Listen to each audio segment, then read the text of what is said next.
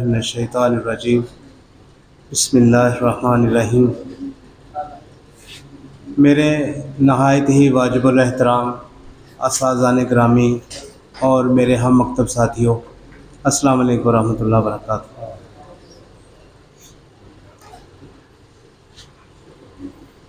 साबर साहब रहमतुल्लाह अलैह की किताब तीन इंसानी ज़हर, उसके अंदर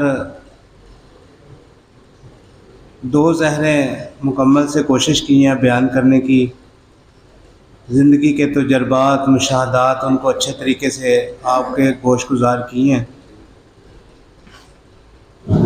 ताकि ज़िंदगी में ये मुशाहदात आपको काम दे सकें, अच्छे तरीके से इलाज मुआवजा कर सकें।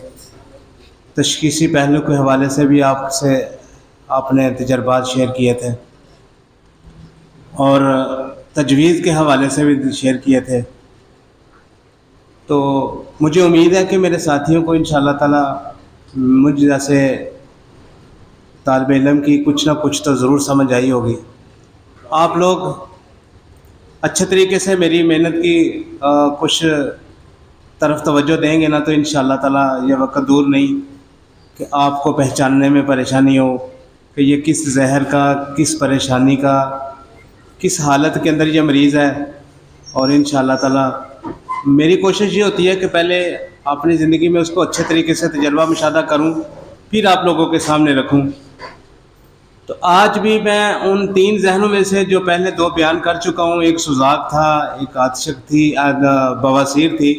आज जो तीसरा जहर है, साबर साहब कहते हैं कि सिर्फ तीन ही किस्म के जहर होते हैं, बाकी जहर नहीं होते। इसमें एक बड़ी पॉइंट की बात है, एक बड़ी पॉइंट की बात है।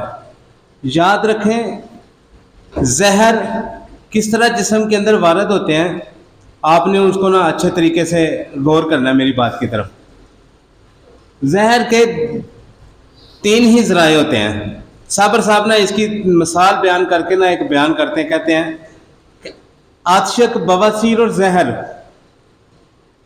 एक वाहद मुसन्नफ है। साबर रहमतुल्लाह अलैह एक वाहद मुसन्नफ है जो कहता है कि आतशकी मादा और आतशकी जहर, इसमें फ़र्क सिर्फ साबर साहब रहमतुल्लाह अलैह ने किया, बाकी किसी पूरी पैथी में मौजूद नहीं है। कोई बंदा किसी किताब और के अंदर ये वाज़े कर दे कि आतशकी मादा और आतशकी जहर, बवासीरी मादा और बवासीरी जहर, सुजाकी मादा, बवासीरी मादा, आतशक का मादा, ये तीनों मादे इंसान के जिस्म के अंदर मौजूद हैं। उसकी एक सादा मिसाल बयान करते हैं। वो कहते हैं रूढ़ी के ऊपर कितने दाने पड़े रहते हैं? बहुत ज्यादा दाने पड़े रहते हैं, लेकिन उगते कब हैं? जब उनका माहौल मिलता है, जब उनका, अदरवाइज दाने उगते ही नहीं, पड़े रहते हैं। जमीन ऐसी एक ईमानदार है कि जमीन के अंदर हर किस्म का तुखम महफूज रहता है। कब उगता है? जब उसको माहौल मिलता है। माहौल ना मिले नहीं उगता, वैसे ही पड़ा रहने देता है। यह जिंदगी का तजर्बा मुशाहदा आप लोगों के हर दफा आपने किया। गंदम है, प्याज है, आलू है, घर में पड़े हैं, लहसुन है, कब उगते हैं?